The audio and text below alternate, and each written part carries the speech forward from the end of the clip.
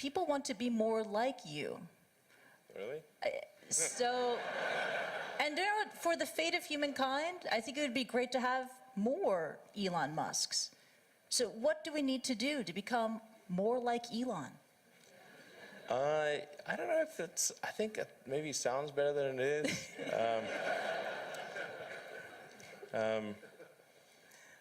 Yeah, I mean, honestly, there's a friend of mine who's got a great saying about creating a company, which is trying to build a company and have it succeed is like eating glass and staring into the abyss. So, I mean, what tends to happen is it's sort of quite exciting for the first several months of starting a company, and then reality sets in. Things don't go as well as planned. Customers aren't signing up. The technology or the product isn't working as well as you thought. And then that can sometimes be compounded by a recession, and it can be very, very painful for several years. So I think, frankly, starting a company, I would advise people to have a high pain tolerance. And thanks for reminding us of the harsh, very harsh and brutal reality of launching a startup. There is that Elon Musk / Tony Stark mystique. People think, you are, Robert Downey Jr. modeled his character, Tony Stark, Iron Man, on you. It's easy, it's fun, you're a superhero titan of industry. But it's really hard. It's really difficult, and it's something that requires perseverance and grit. Do you fear that maybe in this generation or the younger generation that they don't have that perseverance and grit to take on these really tough challenges? I think some people do.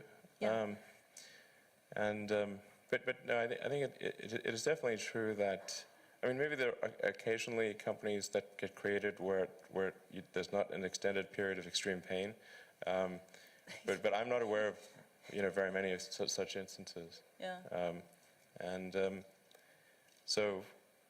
But I do think that new great entrepreneurs are born every day, and we'll continue to see amazing companies get built.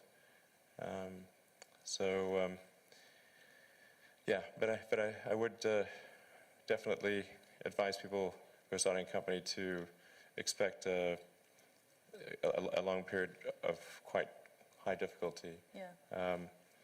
But I mean, as long as people stay super focused on creating the absolute best product or service that really delights their end customer, if they stay focused on that, then if you get it such that your customers want you to succeed, then you probably will. All right, you have to focus on the customer and delivering for them. Make sure if your customers love you, your odds of success are dramatically higher. All the entrepreneurs in this room, they're listening to that message, and we're running out of time, so this is the final question. This is for the budding entrepreneurs in the room who could take an Elon Musk idea and run with it. I mean, quite famously, Hyperloop was the idea that you had to give away because you just don't have enough time to deal with it. What are the other ideas that you have that you would love to see another entrepreneur just take on and go?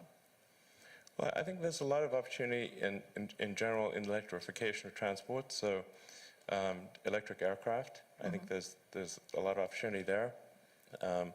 I think in genetics, although that's sort of a thorny area, but I think that's, in terms of solving some of the more intransigent diseases, genetics are really key to solving those.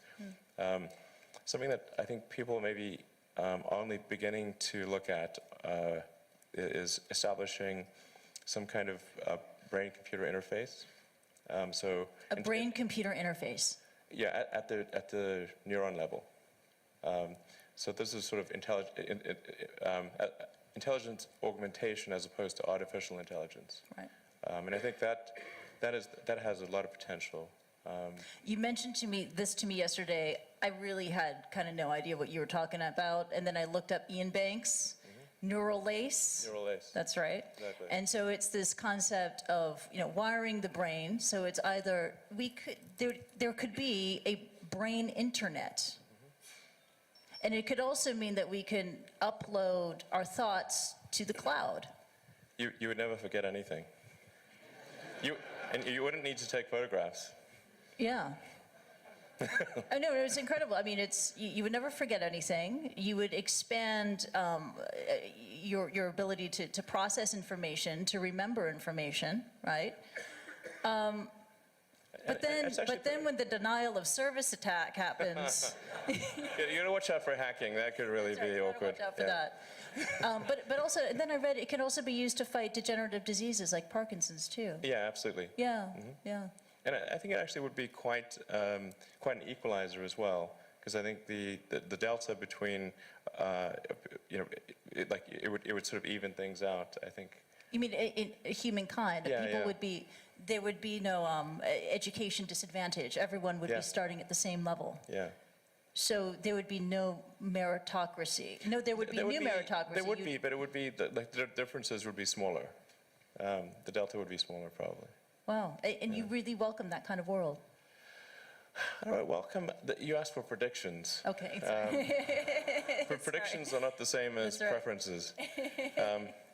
So, I mean, do I think something like that is likely to occur? I think probably. Wow. Yeah. Wow, it's incredible. We could go on and on. Unfortunately, we have to wrap and leave it at that. Let's give it up for Elon Musk. That was really awesome. Thank you so much. Thank you. Thank you.